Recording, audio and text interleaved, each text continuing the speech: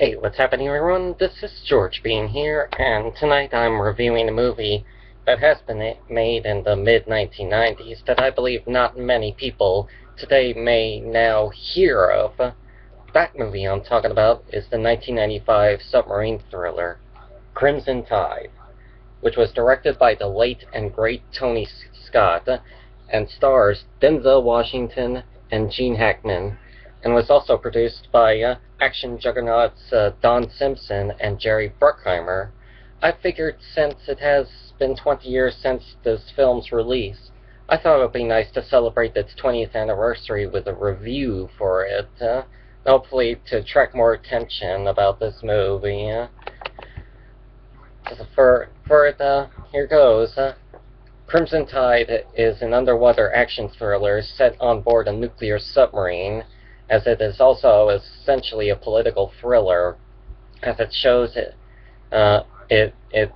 tense things that can get how tense things can get when in the face of combat. And personally, I enjoyed this movie. I like its claustrophobic setting. I like the acting performances, especially from Hackman and Washington, and I love its use of Dutch angles, which gives the movie more tension. It's not used as much as in Battlefield Earth, but you know what I mean. And I love its use of what I like to call the time bomb scenario, in which a film centers on a race against time to prevent a bomb from going off, which could cause either mass chaos or mass destruction over something, either a city or even the entire world.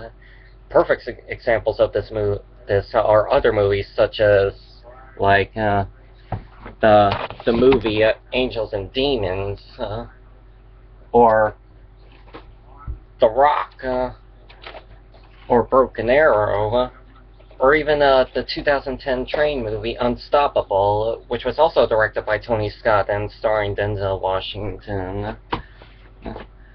Our plot for the film? The film is set sometime in the early to mid-1990s after the Cold War had ended, and Russia is in the midst of a raging political turmoil when a Russian ultranationalist named Vladimir Rodchenko takes over a nuclear missile base and threatens to launch missiles at the United States and Japan. The entire film is set entirely on board a U.S. Navy nuclear submarine named the USS Alabama, hence the title Crimson Tide, in which it focuses entirely on a raging clash of wills between the submarine's seasoned commanding officer and its new executive officer over an unconfirmed order to preemptively launch nukes at Rodchenko's base. Now, it's almost like the movie The Hunt for Red October, mutiny on board a nuclear submarine, causing political tensions. But this is a really good submarine movie. In fact, I think it's the best submarine movie I've seen since The Hunt for Red October, probably. It's really that good. And as for our cast, let's start with our two head honchos. Denzel Washington plays Lieutenant Commander Ron Hunter, the new executive officer of the submarine. He is also a Harvard graduate with an extensive education in military history and tactics, but has never had actual combat experience. This is actually the first of five collaborations between Denzel and Tony Scott, the other being Man on Fire, Deja Vu, The Taking of Pelham 123, and as I said before, Unstoppable. Veteran actor Gene Hackman, whom you may recognize in the 1970 films The French Connection, The Poseidon Adventure, and Superman the Movie as Lex Luthor, plays Captain Frank Ramsey, commanding officer of the USS Alabama. Ramsey is our antagonist in the film, as he becomes determined to initiate a preemptive launch of their missiles. Hackman reunited with Tony Scott and Jerry Bruckheimer on the 1998 action thriller Enemy of the State, starring opposite Will Smith. Viggo Mortensen plays Lieutenant Peter Ince, or Weps, who is the only officer on board the submarine who has access to the firing key that triggers the the nuclear missile launch. He's also Hunter's friend. His conflicting loyalties puts him in a heated dilemma over whose side to choose. Though, spoilers, Webs eventually takes Hunter's side, betraying Ramsey. Viggo would several years later end up becoming more well known as Aragorn in the massively successful The Lord of the Rings trilogy. One naval officer is played by yet another familiar face, James Gandolfini, whom you may definitely recognize on the HBO crime drama series The Sopranos. He'd also reunited with Scott and Washington on the 2009 The Taking of Pelham 123. Gandolfini is sadly passed away on June 19, 2013, as a result of a heart attack. Rest in peace, Mr. Soprano. You are awesome. And the one other naval officer is one of them played by Danny Nucci, who you may also recognize in the 1997 film James Cameron film Titanic as Jack's best friend Fabrizio. Yep, that's him, alright. And he helps out Hunter in the mutiny, and he's also our guy who helps out on the radar when fighting against the Akula-class Russian submarines.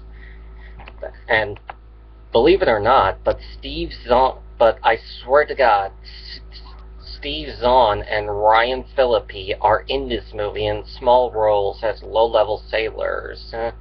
You may recognize Steve Zahn from other later films such as National Security, Sahara, or even those Diary of a Wimpy Kid movies. And of course you may recognize Ryan Phillippe as football jock Barry Cox in I Know What You Did Last Summer, which I had previously reviewed not a long while ago. The film script was written by Michael Schiffer and Richard P. Henrig. I do happen to recognize Schiffer's name. He had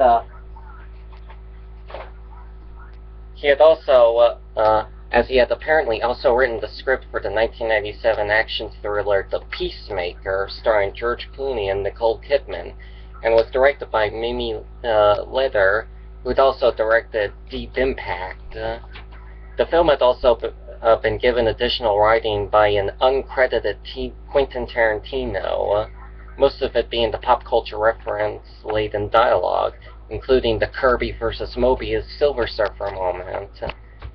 And apparently, when Tarantino visited the set, Denzel Washington confronted him about his use of the N-word in his films. Tarantino got embarrassed and wanted to move the conversation to a more private area. Washington said, "No, if we're going to discuss it, let's discuss it now." But Washington later said he still felt that Tarantino was a fine artist. So, I guess Tarantino dodged a good bullet there. And if you noticed in the movie, this movie is mostly focused on the clash of personalities between Hunter and Ramsey. The Hunter, being a Harvard graduate, is more analytical and cautious, while Ramsey, being the seasoned U.S. Navy veteran, is more intuitive and impulsive. In a way, Ramsey is like the product of the Cold War, having most experience in combat and always being on high alert, while Hunter, being the young guy, is like the new generation of the U.S. Navy, being more cautious in what they do and try to calculate their tactics, and that causes tension between them, which begins to really heat up as the movie progresses, and it gets worse during the film's second half, even bringing about a big mutiny on the submarine. I mean, jeez. And these clash of personalities are revealed when in the midst of the 20 minutes into the movie, it shows them having dinner, and they talk about discussions of the nature of war, and it's apparent that they have conflicting personalities, and this starts to spur up tension between them based on the looks on their faces. And then it doesn't get better when the ship's galley gets caught on fire from a grease fire, and Hunter goes to tend to the out-of-control grease fire in the galley. But then Ramsey orders, while the fire is being put out, Ramsey orders a mock missile launch drill, and this confuses Hunter as to why he would order a fake missile control when there's in the midst of a fire that could endanger the entire ship. And Ramsey explains that, he believes that chaos is the perfect opportunity to test the crew's abilities, try to keep them on high alert.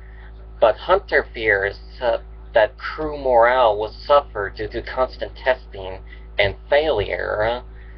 And of course, the next day, Hunter observes two crewmen fighting over a seemingly trivial matter, which is the Kirby versus Mobius Silver Surfer fight. Thus, he was right. The crew morale was just starting to get fragile. The crew was getting on edge, and tried to explain this to Ramsey. But Ramsey is unconcerned, and even went so far as to go on over the ship's 1MC radio throughout the entire ship to embarrass Hunter, rephrasing Hunter's concern about the crew being on edge, and telling the crew to stay focused on the mission. So it's apparent that these two just don't like each other. But then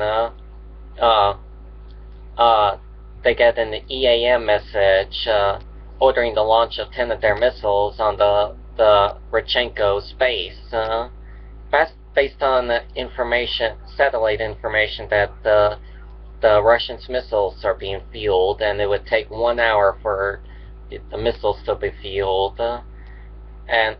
But before the submarine can launch its missiles, a second radio message begins to receive, but their communications end up being damaged, leaving a partial message fragment, and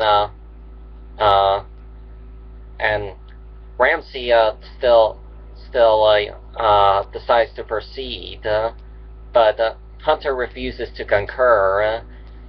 As he wants to decode the entire message. They argue over what it is. That may be a fake message from the Russians or something, and Hunter tries to proclaim that they have other submarines on their side who could be ready to launch, and proclaiming that if one submarine doesn't launch, then they give the order to some other submarine. But Hunter argues, but Ramsey argues that the other American submarines may have been destroyed by other Akulas, but it just heats up the argument to the point that Ramsey says, "Mr. Hunter, I made my decision. I'm captain of this boat. Now shut the fuck up." And that's where it just concerns the surrounding crew on the bridge, and of course they have to do the two-man order, which is the captain and XO have to announce their message to launch the missiles. This is an important plot point that is explained so we can remember, and in the missile drill, they have to hear the crew has to hear the XO's voice right after the captain's, without hesitation. So you have to keep that in mind, and then when it comes to that with the actual drill and the unconfirmed order, Hunter refuses to concur because he wants to decode the second message. We don't know what this means. Our target package could have changed. But Ramsey wants to continue with the launch and threatens to relieve Hunter of his duties, of his position. And so this caused the big argument, and Hunter asks quietly. He says it in a low voice, "Captain, I believe you need to have time to think this over." And Ramsey's like, "I don't have to think this over." So this forced Hunter's hand to mutinize against the captain. Hunter was left no choice but to stage the mutiny. His main reason for the mutiny is to decode the message. He has to be sure what that order was, and not only that, but he has to combat the other Akula-class ships out in the ocean. And of course they're taken care of, but then now he has to confront Ramsey, who is also staging a mutiny against Hunter, and it just becomes a big, fight in this third act. And of course, spoilers, they do get the second message, and it says to terminate launch, the missile launch. So Hunter was right, and it all ends very well.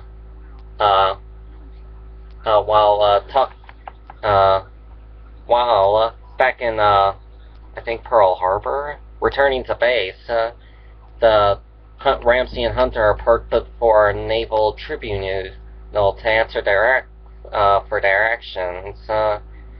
And the tribunal concludes that both men were simultaneously right and wrong, and that Hunter's actions were lawfully justified. And of course, the fact that they created one hell of a mess, staging a mutiny on board a submarine.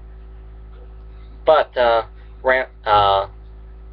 Ramsey recommends to be retired from the Navy and to give Hunter his leadership as captain on the sub. Grant Hunter command of his own boat while allowing Ramsey to save face via an early retirement. And of course they reconcile their differences. But I noticed that there's one moment, a disagreement between Ramsey and Hunter over the origin of the Lipizzaner stallions, the horses. Ramsey talks about that the Lipizzaner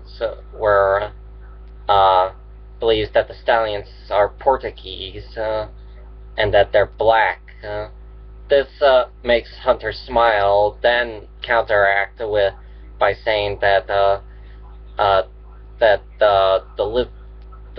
horses are Spanish, but they're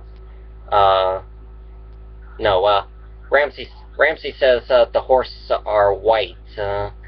This spurs up a racial tension I thought of, and Hunter says that of course they are white, but they're born black. I remember asking my sister that why do I got the feeling that it sounds like Ramsey's doing racial comments, and of course my sister confirmed that. I was like, oh my god, he's using horse as to sugarcoat his racist comments towards him. But this is funny. I read on the IMDb trivia. It turns out, ironically, Ramsey and Hunter are both incorrect. The Lipizzaner stallions are in fact Slovenian. They originate from a town called Lipica. And however, the horses are generally associated with the Spanish Riding School of Vienna, Austria, so Hunter was technically closer to the truth than Ramsey. Isn't that funny? and to mention. The music score was composed by Hans Zimmer and employs a blend of orchestra, choir, and synthesizer sounds. You may know who Hans Zimmer is, as he had gone on to compose music for big movies like the Pirates of the Caribbean, the Dark Knight trilogy, Inception, and even Man of Steel. He seems to have become the big go-to guy for making dramatic music for dark and serious movies. His score on Crimson Tide had eventually won a Grammy Award in 1996. In all honesty, I do enjoy the music. It gives an adventurous theme to it, and I even heard some of that music end up being used in other movies or advertisements. I also like the female choir, as it sometimes sends shivers down my spine. It gives like an apocalyptic feel to it. Even though it possibly hasn't been mentioned before, but this movie was supposedly based on an actual incident that occurred during the 1962 Cuban Missile Crisis on board a Soviet nuclear submarine called B-59. A Soviet Navy officer named Vasily Arkhipov, who was second in command on the submarine, got into a heated argument with his captain and their political officer over whether or not to launch their nuclear missiles.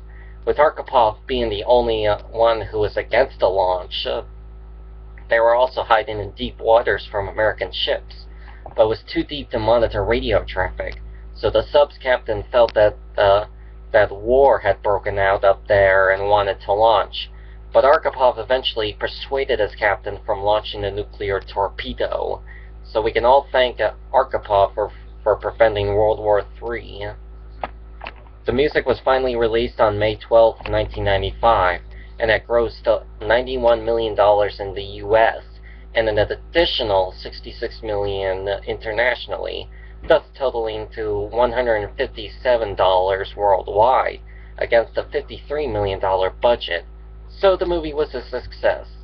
It had also received a positive reception from critics, many praising Hackman and Washington's performance. Even Roger Ebert gave it 3.5 stars out of 4.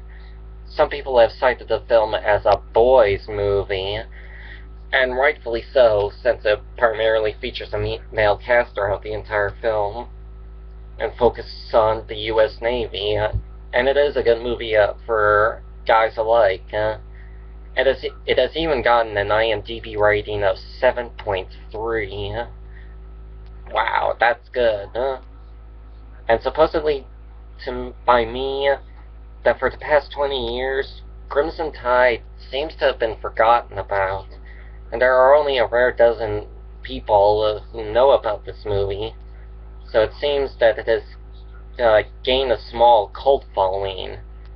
I, for one, is one of those people who like this movie. In fact, I'd even consider it to be a favorite of mine.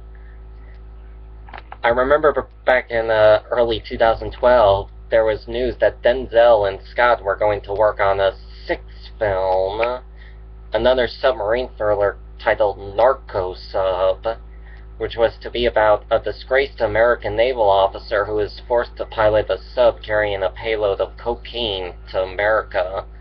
The script was written by David Guggenheim of Safe House fame and Mark Baumbach of Unstoppable fame, but unfortunately on August 19th of that year, Tony Scott tragically died, having committed suicide by jumping off the Vincent Thomas Bridge in L.A.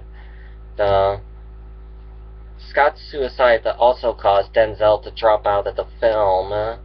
But now it seems to have found a new director named Brian Kirk, with Liam Neeson, who you may know from Taken, playing the lead role. Now, while I do feel it is probably going to be great having Liam Neeson on board, but I still feel saddened by the fact that this movie is now never going to be made by Tony Scott and Denzel Washington. I think it would have been another great movie by them. So now, to end this review, I'd say that while it does have some flaws in itself, and there are some things that may never happen in real life on board a nuclear submarine, Crimson Tide is a great claustrophobic action thriller to watch one night. It's an intelligent action movie that uses brains instead of brawn to resolve a dangerous situation. It proves that sometimes it's best to be cautious and just to be sure something that you think is important. That and it also has good enough suspense to keep you on the edge of your seat, waiting for what may possibly end up becoming doom. And that's why I believe Crimson Tide deserves a 7.5 stars out of 10. So yeah, if you go out and browse at a video rental store and you happen to find this, go rent it and enjoy it. And hopefully, hope you enjoyed the movie. And if you do end up liking it or loving it, then that'll probably give you enough reason to go buy it in and add it in your DVD and Blu-ray collection. So, thanks for watching, ladies and gents. I hope you enjoyed the video, and until then, I'll see y'all next time. Peace!